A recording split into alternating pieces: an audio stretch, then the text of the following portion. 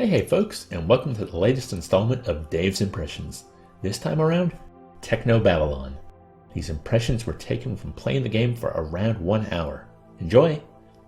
Technobabylon started off strong. There's an introduction to trance, how people can project their minds into the internet, and how it's the purest form of communication with another human. Our main character gets disconnected and finds herself stuck in her apartment with no way out.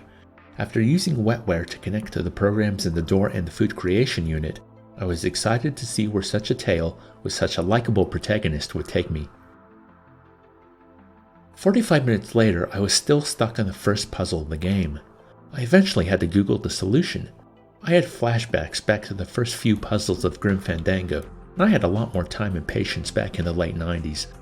I was most of the way there, but hadn't searched through the dialogue trees enough, and finding the way to corrupt the food unit was by sheer accident, lacking anything else I could do.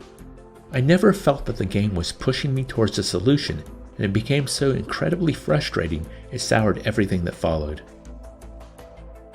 A shame too, because after the apartment, we find ourselves with some cops on the heels of a serial killer who's been hacking into people's brains.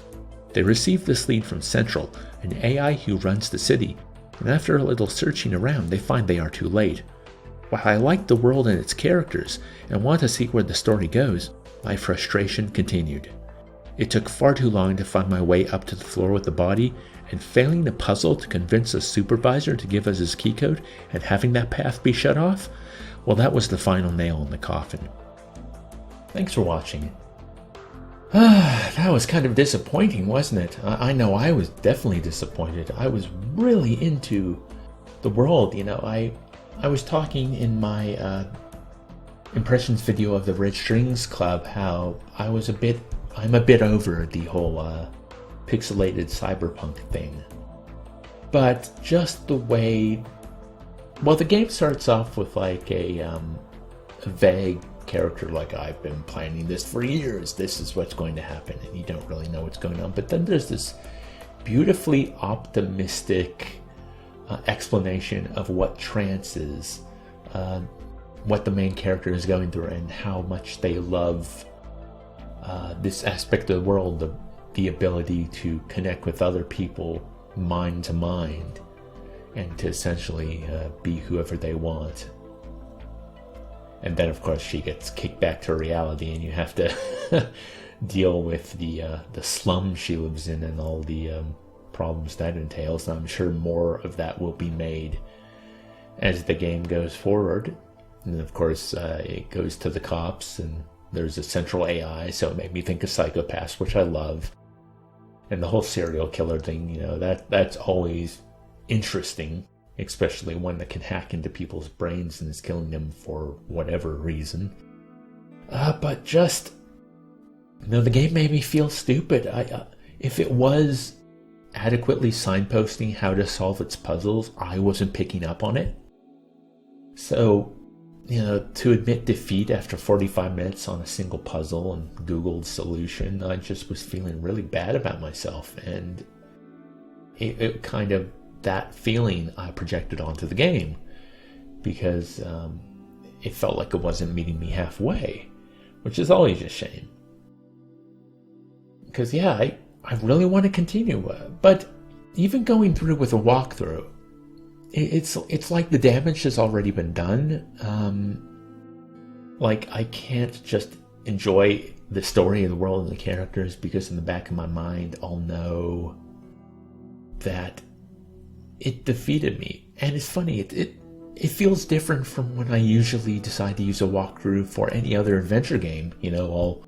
I'll play to a point where I get stuck, and then I'll look up a solution, and then I'll play to a point where I get stuck again, and then I'll look up another solution, and the points become closer and closer together because of the diminishing returns of looking up a walkthrough. Your patience erodes, so you don't give yourself the time to try and work out the solution naturally, and then eventually you just go, I'm going to play the rest of the game with the walkthrough. And then there are some adventure games where, for whatever reason, I start off with, I'm just going to play it with a walkthrough.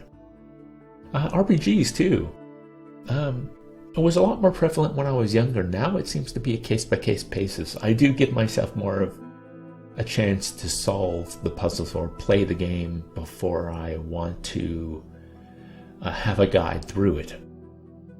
I think it's feeling like if my time's being wasted or not, or feeling if I've made any progress. And yeah, for my experience with Technobabylon, it just did not make me feel good.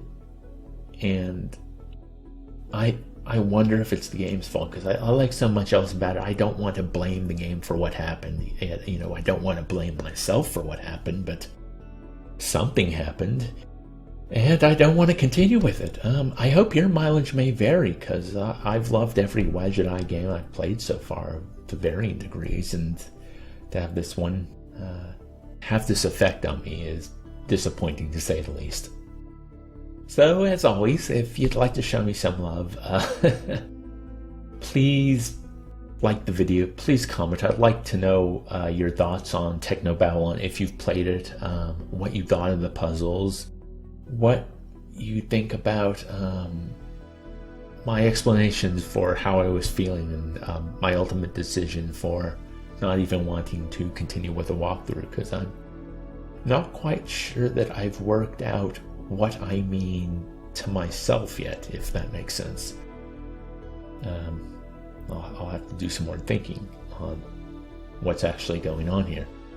But please share with your friends, please subscribe if you haven't already, and I hope you're all having a wonderful day.